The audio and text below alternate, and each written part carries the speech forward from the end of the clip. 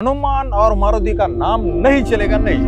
ఈ ఊర్లో హనుమంతుడి విగ్రహం కాదు కదా, హనుమాన్ అన్న పేరున్నా గానీ ఆ ఊర్లో ప్రజలు కొడతారు. ఏంది బ్రో ఏం చెప్తున్నావు అని అంటావా? అయితే ఈ కథ వినండి, మీకు అర్థం అవుతుంది. మహారాష్ట్రలో అహల్యనగర్ నందూర్ అని ఒక ఊరుంది. ఆ ఊర్లో ఒక రాక్షసుడికి ఆ ప్రజలందరూ పూజ చేస్తారు. అయితే ఆ ఊర్లో హనుమాన్ అనే పేరు కాదు కదా, మారుతి అనే కారు కూడా నడవదు. ఎందుకంటే మారుతి కూడా హనుమంతుడి పేరే కాబట్టి. ఒకవేళ ఎవరైనా హనుమంత్ అనే పేరు పెట్టుకుని ఆ ఊరికి వెళ్తే ఆ ఊర్లో ఆ వ్యక్తి పేరు కూడా మార్చేస్తారు. హనుమాన్ అనే పేరున్న వ్యక్తిని ఆ ఊర్లో ఎవరో అమాంతం పైకి లేపి కింద పడేసినట్టు అయిందంట. అంతేకాకుండా మారుతి కారు ఎవరైతే కొరుక్కుని తిరుగుతారో వాళ్ళు సర్వనాశనం అయిపోయారట.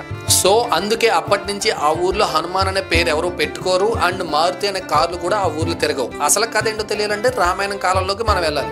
రామాయణం కాలంలో రాముడికి హనుమంతుడితో పాటు వేరొక రాక్షసుడు కూడా బీభత్సమైన భక్తుడు ఉండేవాడు అనమాట. అయితే హనుమంతుడికి ఆ రాక్షసుడికి ఒకసారి యుద్ధం అయితే జరిగింది. అప్పుడు ఆ రాక్షసుని శాంతించడానికి రాముడు ఒక వరం ఇస్తాడు. ఇక్కడి నుంచి ఈ ఊర్లో ప్రజలందరూ నిన్నే పూజిస్తారని చెప్పి రాముడు ఆ రాక్షసుడికి వరం ఇస్తాడు. అప్పటి నుంచి ఆ ఊర్లో ప్రజలందరూ ఆ రాక్షసుడిని పూజిస్తారు. ఆ రాక్షసుడు పేరే నింబాదిత్య మహారాజ్.